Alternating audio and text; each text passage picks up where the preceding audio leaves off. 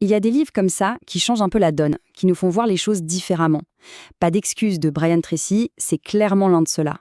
Le message de base est d'une simplicité presque déroutante. Le succès, ce n'est pas une histoire de chance ou de talent inné. Non, c'est avant tout une question d'autodiscipline.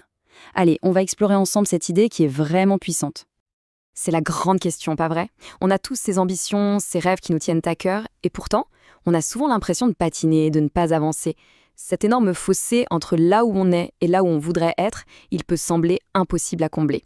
Eh bien, Tracy nous dit que la clé, elle se cache dans nos choix de tous les jours. Oui, même les plus petits. Franchement, cette image, elle résume tout. D'un côté, on a le chemin de la facilité, celui des excuses, où chaque âge ferait ça demain nous éloigne un peu plus de nos buts. Et de l'autre côté, on a la voie directe. Bon, elle est plus exigeante, c'est sûr, mais c'est la seule qui mène vraiment quelque part. Ok, alors plongeons un peu dans cette première partie. Pourquoi est-ce qu'on est si souvent attiré par ce chemin facile? Tracy, lui, il parle d'une véritable épidémie d'excuses. C'est comme une force invisible qui paralyse le potentiel de millions de personnes. Essayons de comprendre ce phénomène. Le succès, ce n'est vraiment pas une loterie. Il ne suffit pas de fermer les yeux et de souhaiter très fort que les choses arrivent. Non, c'est un processus actif. Ça veut dire apprendre tout le temps, s'inspirer de ceux qui ont réussi et surtout mettre en pratique ce qu'on apprend. C'est un marathon où chaque petit pas compte, pas un sprint où on se crame en 2 minutes. Bon, si on a compris le problème, passons à la solution. Et là, on arrive au cœur du réacteur.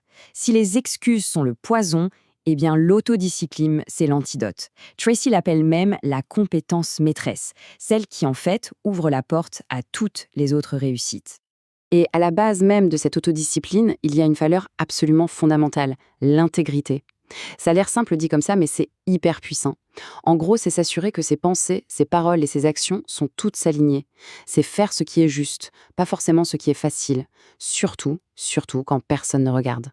C'est de ça qu'est fait un caractère en béton. Et ça, cette phrase, elle change complètement la perspective. D'un coup, l'autodiscipline, ce n'est plus une sorte de punition. Ça devient un standard personnel d'excellence qu'on se fixe à soi-même. L'idée, ce n'est pas de plaire aux autres, mais de se dépasser, de devenir la meilleure version de soi-même. C'est un moteur qui vient de l'intérieur. L'idée qui est fascinante, c'est que le caractère, ce n'est pas un truc figé. Ça se construit, ça se travaille. Comment? En 3 étapes assez simples. D'abord, on identifie des modèles, des gens dont on admire les qualités. Ensuite, on se demande comment agirait-il à ma place? Et on essaye de faire pareil.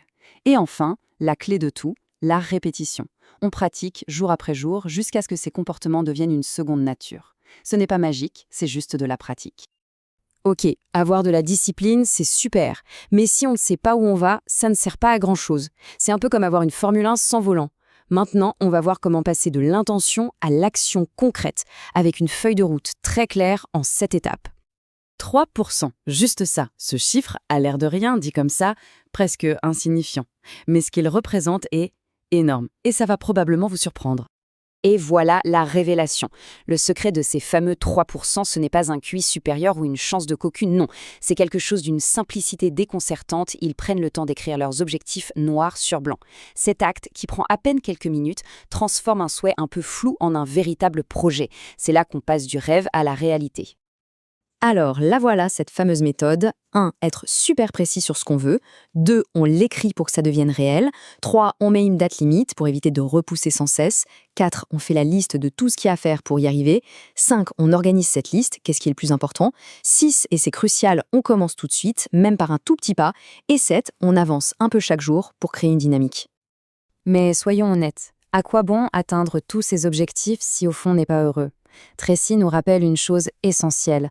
Le succès matériel sans l'épanouissement personnel, c'est une victoire qui a un goût amer. Le vrai succès, le seul qui compte, c'est celui qui est lié au bonheur. Tracy appelle ça la loi du contrôle. L'idée est simple, mais elle change tout. Notre niveau de bonheur est directement lié au sentiment de contrôle qu'on a sur notre propre vie. Quand on se sent comme le capitaine de son navire, aux commandes, on est heureux. Quand on a l'impression d'être une feuille morte emportée par le vent, le bonheur s'éloigne. Le bonheur, en fait, c'est une décision, celle de reprendre la barre. Et ce bonheur, il ne tombe pas du ciel. D'après Tracy, il repose sur 5 piliers qui sont tous liés. D'abord, la santé, notre énergie. Ensuite, des relations de qualité, des gens qui nous tirent vers le haut. Un travail qui a du sens, qui nous motive. Une tranquillité d'esprit financière. Et enfin, ce sentiment incroyable de progresser, de réaliser son plein potentiel. Et c'est là que la boucle est bouclée. Comment est-ce qu'on prend le contrôle de ces 5 domaines? Eh bien, grâce à l'autodiscipline. C'est elle qui nous fait choisir la pomme plutôt que le paquet de chips, qui nous pousse à appeler un ami, à travailler sur nos projets. On croit souvent que la discipline, c'est se priver de plaisir. En réalité, c'est le chemin qui mène au vrai bonheur, celui qui dure. On ne construit pas un gratte-ciel sur du sable, pas vrai? C'est pareil pour notre vie. Toute réussite personnelle, quelle qu'elle soit, repose sur un socle absolument indispensable, notre santé. C'est le point de départ de tout le reste. Et pas besoin de se compliquer la vie. Tracy propose une approche super simple qu'il appelle le régime olympique. Pas de calcul savant, juste du bon sens. Des protéines maigres pour l'énergie, un maximum de fruits et de légumes pour les vitamines et beaucoup, beaucoup d'eau pour que la machine tourne bien. Mais attention, bien manger, ce n'est qu'une partie du puzzle. La santé, c'est comme un tabouret à 3 pieds. L'alimentation, l'exercice et le sommeil. L'exercice pour la force, le sommeil pour la récupération et la clarté d'esprit. Si un seul de ces pieds est bancal, tout le tabouret se casse la figure. Et le truc de fou, c'est à quel point le corps et l'esprit sont liés. Quand on prend soin de son corps, quand on est plein d'énergie, notre vision du monde change complètement. Les obstacles paraissent moins grands, les opportunités plus nombreuses, on devient plus optimiste, plus résilient.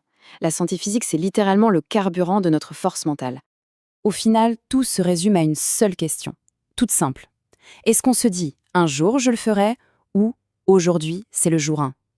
Un jour, c'est une promesse vague qui n'arrive jamais. Jour 1, c'est une décision, c'est un départ. Et la discipline, ce n'est rien d'autre que ce choix, le choix de faire d'aujourd'hui le jour 1. Ce choix, il appartient à chacun.